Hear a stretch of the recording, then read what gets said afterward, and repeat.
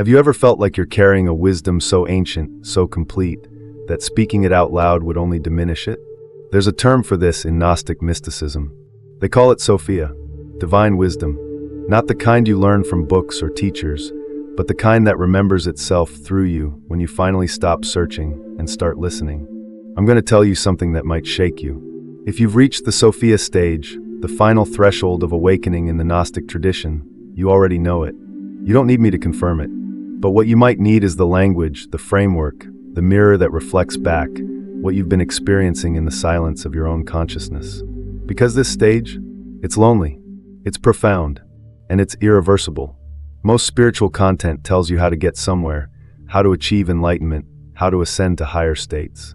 But what if I told you that you've already arrived? What if the seeking itself was the last illusion keeping you from recognizing what's been true all along? Listen to what I'm about to share with you, and then decide for yourself if this knowledge serves your journey. I'm not here to convince you of anything. I'm here to name what you might already be living, but haven't had words for. This is about the Sophia stage, and the 8 unmistakable signs that you've already crossed this final threshold. If even one of these signs resonates in your bones, you'll know. Because Sophia doesn't announce herself. She simply is. In the ancient Gnostic texts that were buried, burned, and forbidden for centuries, Sophia represents something far more profound than just wisdom. She is divine wisdom personified, the feminine emanation of the unknowable God who fell from the pleroma, the realm of divine fullness, into the material world. Her fall wasn't a punishment. It was a descent into matter, into forgetting, so that consciousness itself could experience the journey back home. This is your story. This is everyone's story who's ever felt like they don't belong to this world. The Gnostic path describes awakening as a series of stages. First comes the initial shock, the gnosis, the sudden knowing that something is fundamentally wrong with the reality we've been sold. Then comes the struggle, the dark night where you wrestle with archonic forces, those internal and external powers that want to keep you asleep, distracted, feeding the machine. But the Sophia stage? This is different. This is when you've integrated the fall and the return. You've become wisdom itself. You're no longer seeking enlightenment because you've recognized that you are the light that was buried beneath layers of conditioning, trauma, and collective amnesia. Most spiritual teachings won't tell you about this stage because it's uncomfortable. It doesn't fit neatly into weekend workshops or 10-step programs.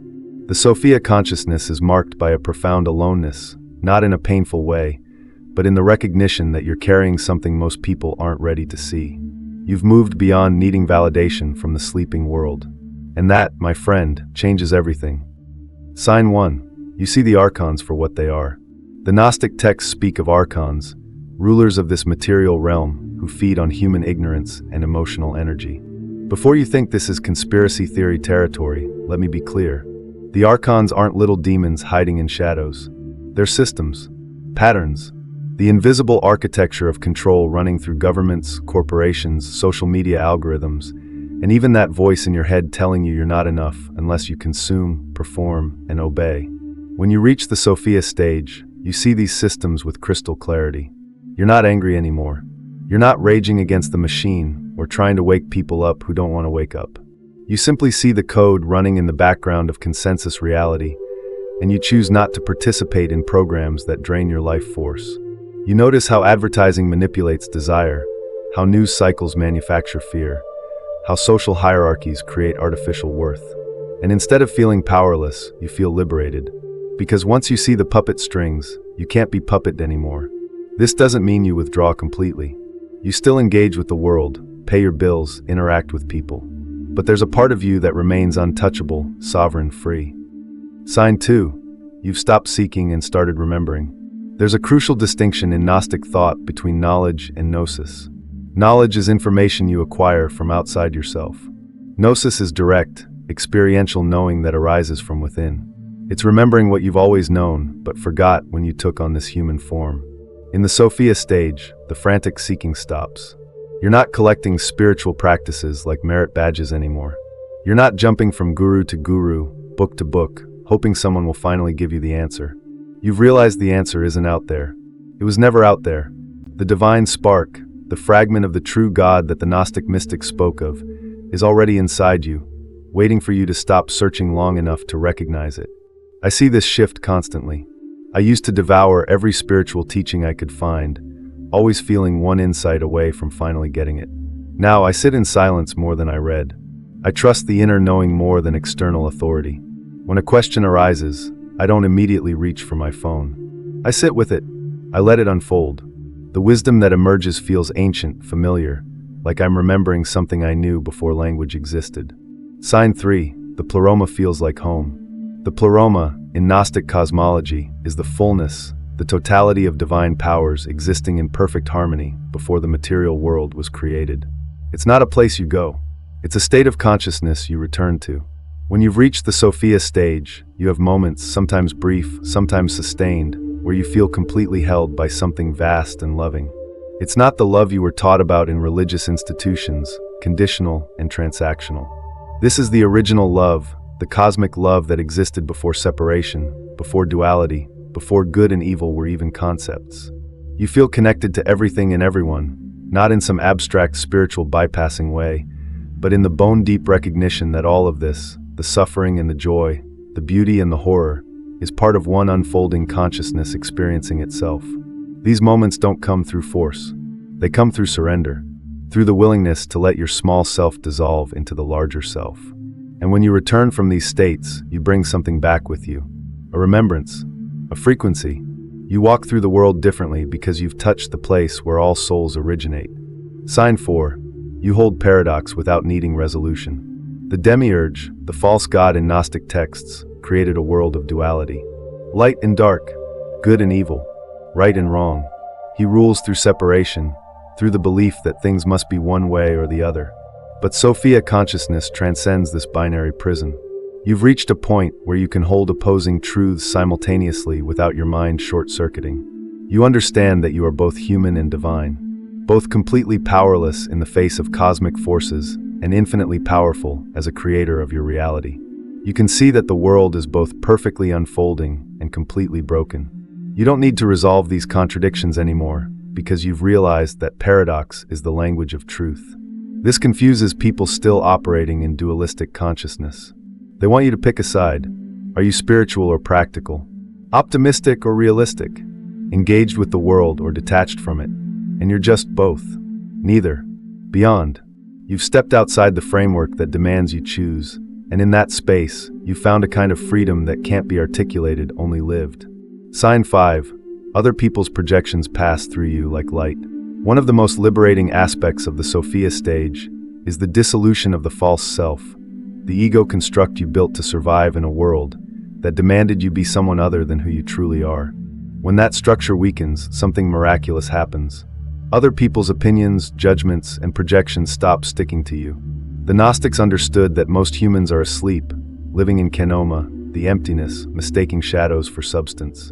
When someone criticizes you, praises you, tries to define you, they're not actually seeing you.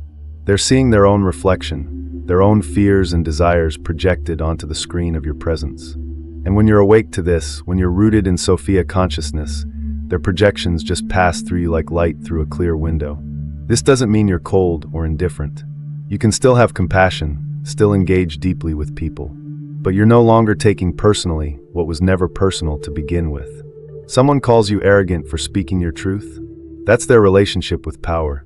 You see it, acknowledge it, and let it move through without taking residence in your psyche. Sign 6. You recognize the demiurge's signature in reality.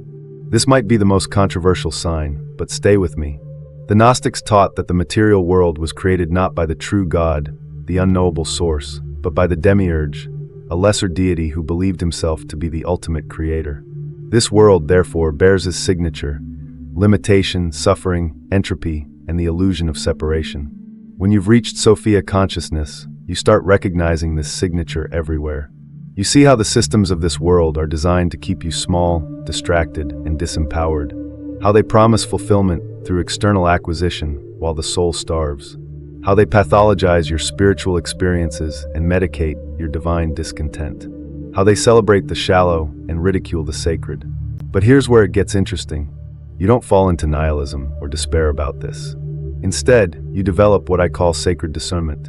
You can participate in this world, use its structures when they serve you, while never forgetting that this is not your true home. You're a divine spark temporarily housed in matter, here to experience, to learn, to remember, and eventually to return. Sign 7. Silence has become your native language. There's a reason mystery schools and esoteric traditions have always emphasized silence. Not just external quiet, but the deep inner silence where the chattering mind ceases and pure awareness remains. In the Sophia stage, you find yourself drawn to this silence more than anything else. Words start to feel inadequate. How do you describe the taste of water to someone who's never been thirsty? How do you explain the color blue to someone born blind? The deepest truths of your experience exist beyond language, in the space between thoughts, in the gap between breaths. And you've learned to live there more and more. This changes your relationships. You're comfortable with long silences. You don't need to fill every moment with noise or conversation. When you do speak, your words carry more weight because they're coming from that deep silence, from the well of inner knowing, rather than the surface chatter of social conditioning. You've also become selective about what you share and with whom. Not because you're secretive or superior, but because you understand that pearls cast before those not ready to receive them become weapons used against you. Sign 8. You carry the pearl of great price quietly. In Gnostic literature, particularly in the Hymn of the Pearl, there's a beautiful metaphor of a pearl of great price, representing the divine essence that must be recovered from the material world and brought back to its rightful place. When you've reached the Sophia stage, you've found this pearl. You're carrying it. But here's the paradox. You have no need to prove it.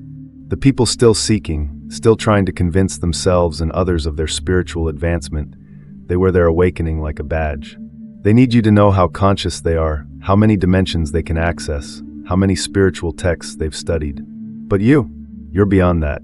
The wisdom you carry is so integrated, so deeply woven into your being, that you don't need external validation anymore. This quiet confidence is unmistakable. You're not trying to wake people up. You're not starting a movement or building a following, unless it flows naturally from your being without grasping. You're simply living your truth, and those who are ready to see will see. Those who aren't, won't. And both outcomes are perfect. Here's something most spiritual teachers won't tell you because it's not marketable, not comforting, not designed to make you feel good. The Sophia stage is lonely, not in a painful, isolated way, but in the recognition that you're operating in a reality that most people around you don't perceive. You can't unsee what you've seen. You can't unknow what you've remembered. This comes with responsibility. The Gnostics understood that gnosis, true knowing, isn't just for personal enlightenment. It's a sacred trust. You become a keeper of the flame, someone who holds the frequency of awakened consciousness in a world that's largely asleep. This doesn't make you better than anyone. It makes you a servant to something larger than yourself. And here's the truth that might sting. Most people won't reach this stage. Not because they can't, but because the cost is too high. The Sophia consciousness demands that you release every illusion, every comfortable lie, every identity you've built for safety. It demands that you die to who you thought you were, so that who you truly are can emerge. Most people would rather stay in the familiar prison than face the terrifying freedom of awakening. If you're resonating with these signs, you have a choice. You can integrate this knowing and move forward, or you can try to go back to sleep. So where does this leave you? If you've recognized yourself in these 8 signs, if you've felt that electric recognition running through your system as I've described the Sophia stage, what now? My invitation to you is simple. Trust what you know. Trust the inner gnosis that's been guiding you all along. Trust that your journey, with all its darkness and light, has been preparing you for this threshold. You don't need anyone, including me, to validate your awakening.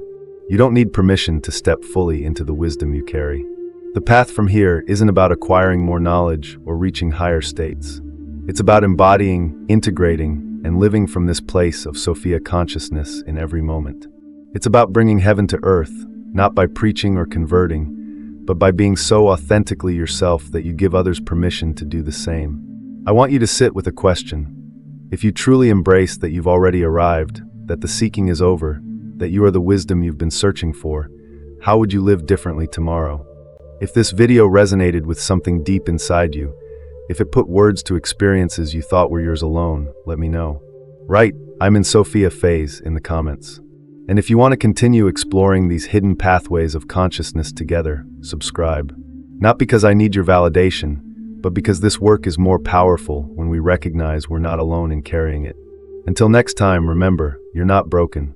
You're not behind. You're exactly where you need to be.